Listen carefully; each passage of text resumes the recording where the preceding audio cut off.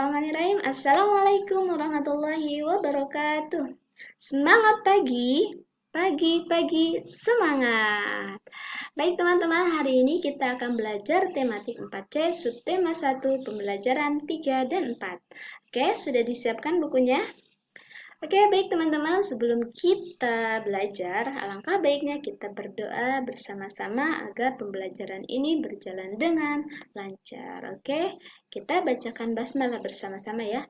Bismillahirrahmanirrahim.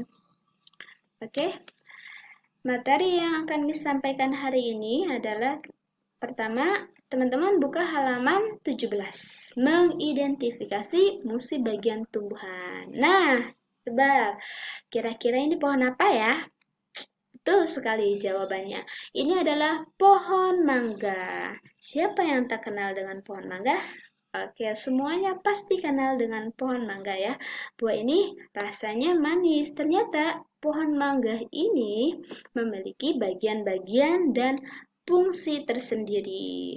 Yuk kita kenalkan bagian-bagian pohon mangga dan fungsinya. Pertama ada akar. Akar ini berguna untuk menyerap air dari dalam tanah. Kemudian ada batang berguna untuk menyalurkan air dan zat hara ke bagian tumbuhan yang lain. Terus ada bunga berguna untuk perkembangbiakan. Ada daun berguna untuk membuat makanan melalui sinar matahari ya.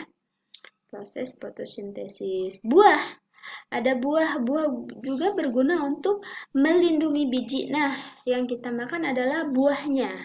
Tapi bijinya itu biji sebagai calon tumbuhan baru. Bijinya ternyata sebagai calon tumbuhan baru. Jika kalian ingin menanam pohon mangga, jadi ditanamnya dari biji ya teman-teman, bukan dari akar atau batang.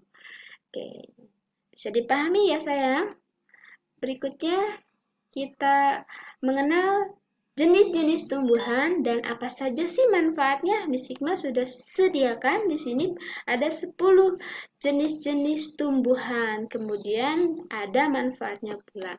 Nah, silakan dibaca, dikembali berulang-ulang dan pahami apa aja manfaatnya. Setelah itu teman-teman isi tabel yang ada pada halaman 18. Oke, ada tumbuhan pisang, alga, kelapa, pandan, kedelai, cabai, jati, terus bayam, kumis kucing, kubis. Nah, manfaatnya banyak ya, ada buat obatan, ada yang buat kayu, dan segala macam. Berikutnya, apa saja ya upaya pelestarian tumbuhan? Nah, agar tumbuhannya itu tidak punah, tidak habis, dan bisa berkembang.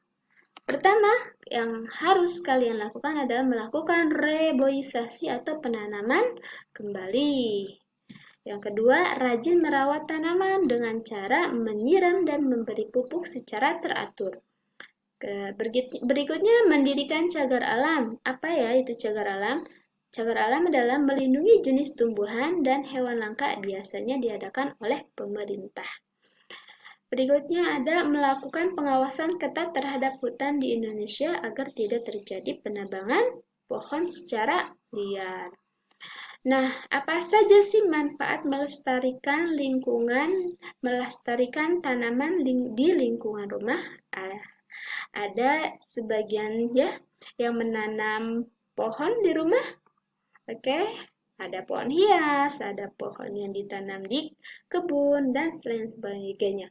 Ternyata mempunyai banyak sekali manfaatnya ya tanaman itu. Apa saja?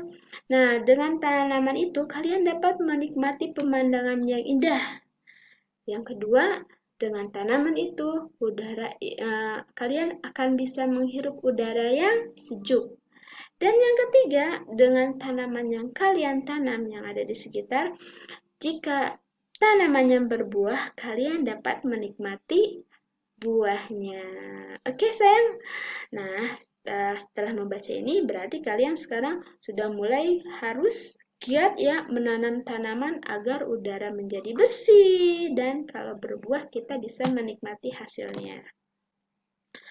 Dan selanjutnya kita ke pelajaran bahasa Indonesia, yaitu menjelaskan ciri-ciri pertanyaan yang baik. Nanti kalian ketika mengerjakan ayo berlatih diminta untuk membuat kalimat tanya atau pertanyaan yang sesuai dengan gambar. Untuk itu kita pahamin dulu ya, bagaimana sih ciri-ciri pertanyaan yang baik itu. Pertama, pertanyaan harus sesuai topik yang dibahas. Yang kedua, hal yang ditanyakan tepat sasaran. Yang ketiga, pertanyaan dapat digunakan untuk menggali informasi agar wawasan kalian semakin bertambah. Keempat, jawaban dari pertanyaan yang diajukan bukan hanya iya atau tidak, melainkan harus ada uraian panjang atau penjelasannya. Kenapa iya, kenapa tidak. 5. Pertanyaan satu dengan pertanyaan yang lainnya saling berkesinambungan atau berhubungan. 6. Kalimat tanya diawali dengan kata tanya. Misalnya, apa, siapa, di mana, kapan, berapa, mengapa, bagaimana. 7. Kalimat tanya disusun sesuai dengan ejaan bahasa Indonesia yang baik dan benar. Yuk, di sini dibuka halaman 23 dan 24 ada beberapa pertanyaan. Nah, ada kalimatannya. Kita akan menjelaskan tentang pentingnya melaksanakan hak dan kewajiban terhadap tanaman. Nanti ada kalimatannya juga. Oke, misalkan bacakan tanaman di sekolah. Nina, Deli, Tony, Lani, Joni, dan Made telah berhasil menanam bibit tanaman di pot yang telah mereka buat. Pot-pot tersebut tersusun rapi di atas rak di depan kelas. Pemandangan di depan kelas menjadi sangat indah. Kelas mereka terlihat sejuk dan asri. Setiap hari, mereka tidak lupa menyirami tanamannya. Mereka juga tidak lupa memberi pupuk agar tanamannya tumbuh subur dan lebat. Namun setelah 2 minggu berlalu, Johnny dan Tony tidak pernah menyirami tanamannya lagi. Mereka berdua lebih suka bermain bola saat jam istirahat. Mereka pun tidak sempat merawat tanamannya lagi. Setelah 1 minggu, tanaman Johnny dan Tony pun layu dan hampir mati. Hal ini membuat pemandangan kurang indah. Nina, sang ketua kelompok, mencoba mengingatkan mereka untuk merawat tanamannya kembali. Melihat tanaman mereka hampir mati, Johnny dan Tony pun menyesal. Mereka menyempatkan diri untuk mulai merawatnya lagi. Seminggu kemudian, tanaman mereka kembali segar. Pemandangan di depan kelas mereka kembali indah. Sejak saat itu, Johnny dan Tony membuat jadwal kegiatan merawat tanaman. Teman-teman senang melihat Johnny dan Tony kini rajin merawat tanamannya. Teman-teman juga ikut membuat jadwal kegiatan agar mereka tidak lupa merawat tanaman. Baik teman-teman, kita akan menjawab pertanyaan-pertanyaan di bawahnya ya. Pertama, bagaimana sikap Johnny dan Tony terhadap temannya? Oke, terhadap tanamannya. Oke, baik atau tidak? Jelaskan. Oke, sudah tahu ya jawabannya. Berarti sikap Johnny dan Tony tidak baik terhadap tanaman atau tidak menjalankan kewajibannya terhadap tanaman. Kenapa? Karena lupa merawat tanamannya. Terus bagaimana sikap Nina, Deli, Lani, dan Madi terhadap tanamannya? Jelaskan. Nah, sikap mereka sudah menjalankan kewajiban terhadap tanaman, yaitu merawat dengan cara menyiram dan memberi pupuk secara teratur. Nah, apakah Nina sudah bersikap bijak? Berikan alasanmu. Nah, sikap Nina sudah bijak. Kenapa? Karena Nina mencoba mengingatkan Johnny dan Tony untuk merawat tanamannya kembali. 5. Siapakah yang sudah lalai melaksanakan kewajiban terhadap tanaman? Tentu tahu ya, jawabannya adalah Johnny dan Tony.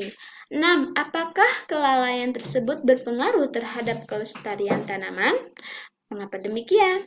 Ya, sangat berpengaruh terhadap kelestarian tanaman. Kenapa? Karena jika tanaman tidak dirawat dan disiram secara teratur, maka tanaman tersebut akan layu. 7. Siapakah yang dirugikan dengan sikap yang tidak bijak tersebut? Tulis alasannya. Yang dirugikan adalah siapa? Ya, betul. Yang dirugikan adalah tanaman. Karena tanamannya hampir layu dan mati. Tanamannya layu dan hampir mati. Berikutnya, apa yang seharusnya dilakukan Johnny dan Tony agar tanaman mereka tidak layu? Nah, jawabannya mereka merawat kembali tanaman mereka dengan cara menyiram dan memberi pupuk secara teratur. 9. Apa dampak dari perilaku Johnny dan Tony yang lupa merawat tanaman? Dampaknya adalah tanaman menjadi layu dan hampir mati.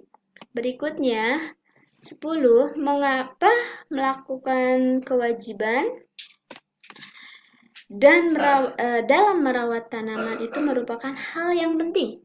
Ya, karena tanaman juga berhak untuk mendapatkan air dan pupuk agar bisa tumbuh dan berkembang.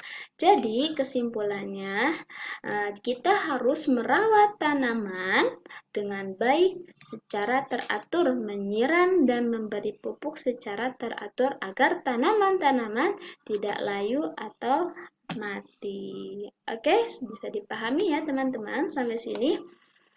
Baik teman-teman, tugas hari ini adalah mengerjakan buku paket ayat belati halaman 21 dan halaman 27. Oke, semangat mengerjakan. Kalian bisa, kalian hebat, kalian luar biasa. Terima kasih banyak. Wassalamualaikum warahmatullahi wabarakatuh.